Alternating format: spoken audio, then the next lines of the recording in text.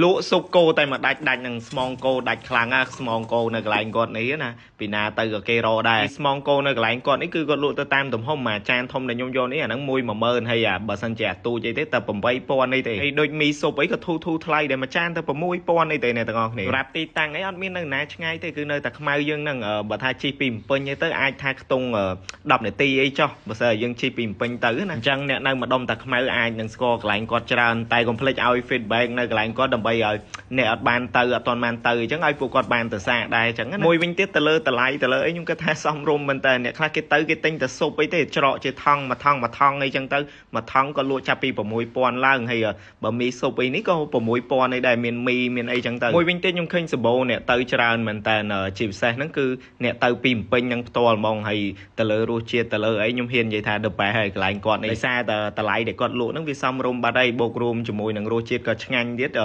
ចឹងវាអត់មានមូលហេតុទេដែលធ្វើឲ្យយើងអត់ទៅទេដោយទាំងខ្ញុំទាំងអីក៏ទៅដែរពិសេសហ្នឹងអ្នកទៅច្រកអីក៏សម្បូរដែរខ្ញុំឃើញគេទៅច្រកច្រើនពេលខ្ញុំទៅហ្នឹង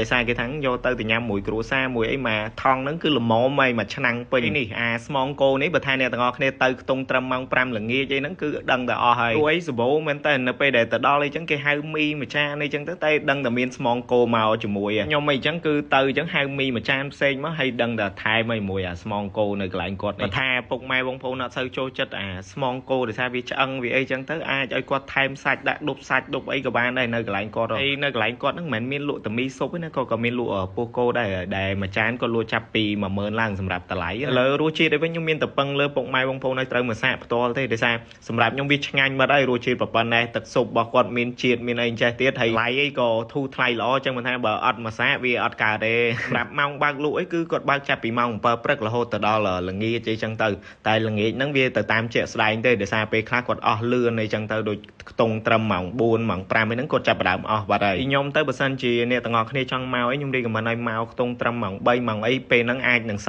ល់ស្មងគោសល់អីរៀងច្រើនគួរសមដែរហើយទីតាំងរបស់គាត់ហ្នឹងមានឈ្មោះហាងម្លប់មានគឺគាត់លក់នៅតាខ្មៅតែ